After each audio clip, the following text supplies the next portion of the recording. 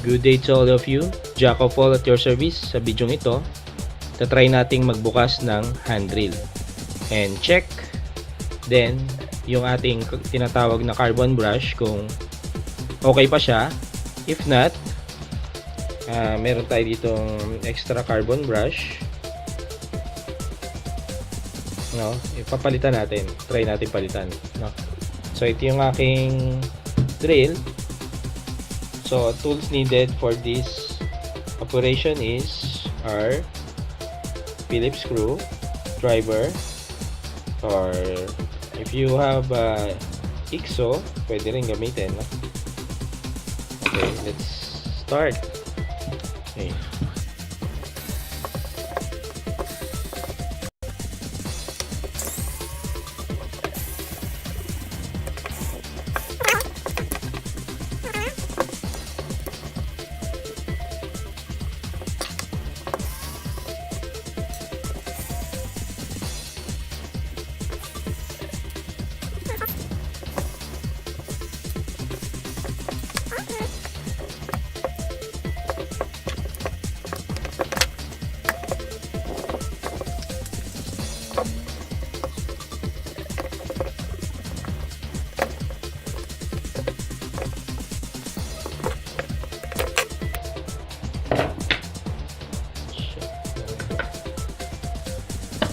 So, kailangan pa pala natin tanggalin yung nasa likod, no? Kung may soft grip kayo sa handle, so meron pa palang screw doon. So, yun ang nakalimutan ko. So, tanggalin natin. Kaya pala ayaw magbukas.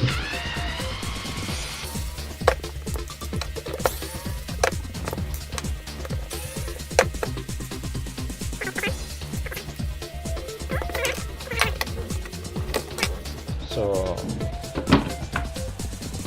ito yung ating binuksan na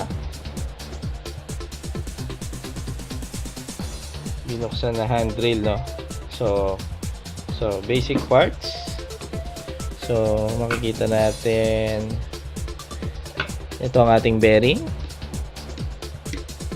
then chuck, of course, nasa outer part, bearing, then meron tayo ditong sliding gear. Ito, no?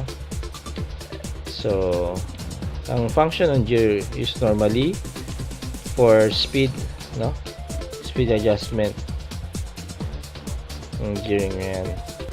O yung gear na yan, no? Then, ito nakikita nyo yung white. Ito yung ating cooling fan. Oh, yung white na yan. Then, ito yung ating motor. Then, after the motor, makikita nyo yung tinatawag nating commutator. Ito siya. So, ulitin natin. So, ito yung ating tinatawag na fan, no? Fan. Cooling fan. Then, motor natin. Ito yung commutator. Then, ito yung carbon brush na gusto nating palitan. Nandito sa loob niya. Then, ano pa? So, ito yung connected sa lock-on switch. Then, sa dulo ng commutator, ay meron pa rin bearing, no? So, ang bearing natin is sa start, tsaka sa end, no? Meron tayong bearing. Okay, so paano ba to tatanggalin? So ano yata to? Ini-eject lang. So try natin. So angatin lang siguro to ng Phillips screw. No. So ito yung ating carbon brush. No. So check natin kung gaano pa kahaba yung ating carbon brush. So, yung carbon brush pala nito mahaba pa, no? So, akala ko kasi ano na siya, pudpud na. So far, okay pa siya. Hindi ko muna kailangan palitan. Okay. Then, pa natin ulit Ibabalik natin to.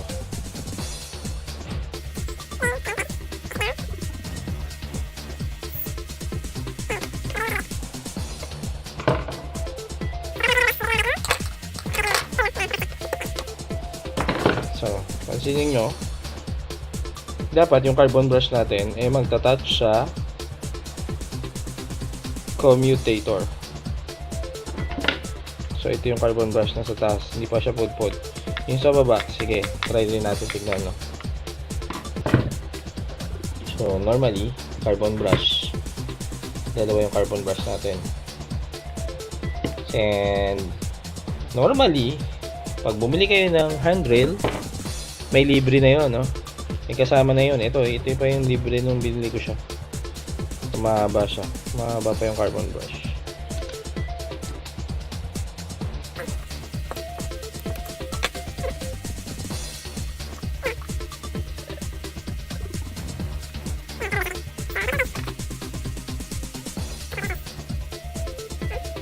So, yung ating bagong carbon brush.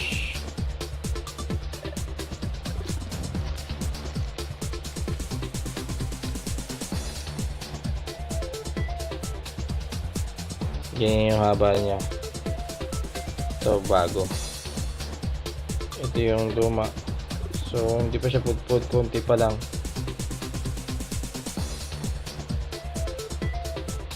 Okay. So far, okay pa siya.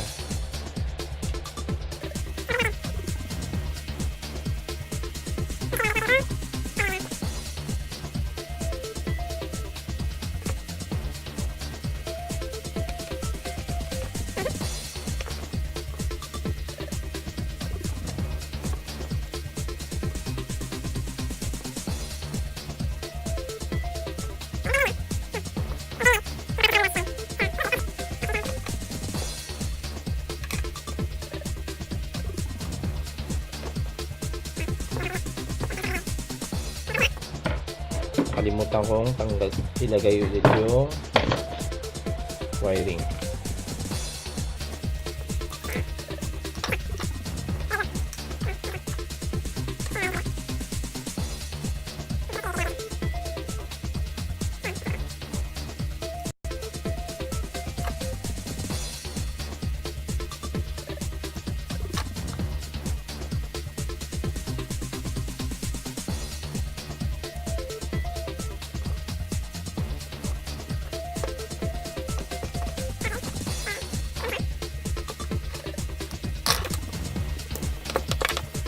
Okay. So, hindi ko na pinalitan dahil malaki pa yung ating carbon brush. So, pero yun, ito siya, madali lang ito iangat, no? Iano mo lang ng Phillips screw. Iangat. Then, ito rin, ganun. Yung carbon brush natin, visible naman siya. No? Touching the commutator. And then ano pa,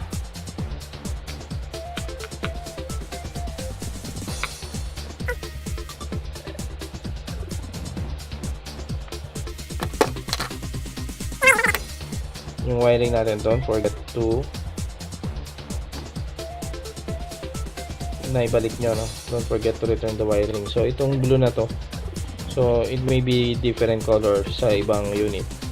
Pero itong sinasabi kong wiring na to, isa ito yung wire na nakakabit dito sa carbon brush na to. Then yung isa going dito sa carbon brush na kabila. No? Okay. So I think that's all basic parts, no? Internal, again, recap. Bearing. Ito yung ating sliding gear, no, for high speed operation. Ito yun, high speed operation, no?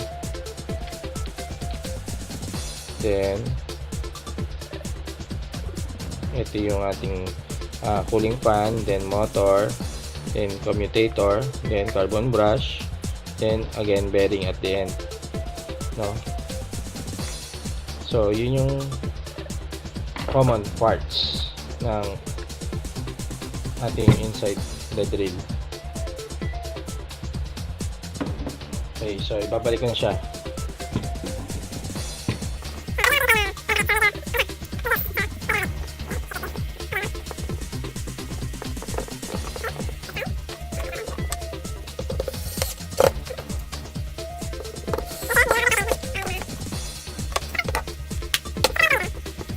Gamit ng ating cordless screwdriver, no?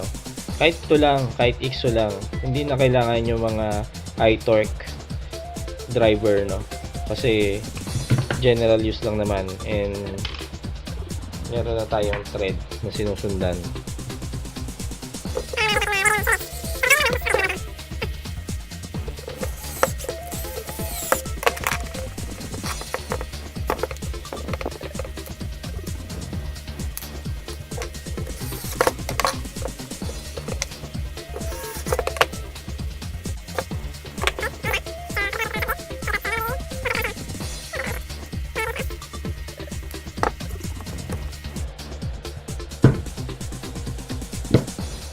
Then, sa baba.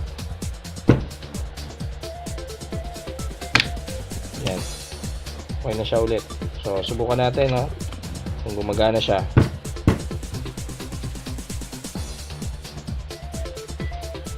Okay, so, let's try.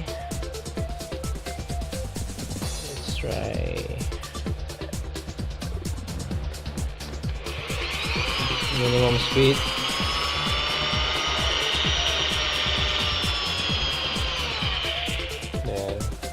Bato. Then let's try maximum speed.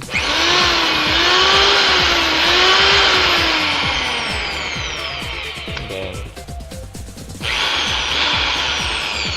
just move, drill mode, hammer mode.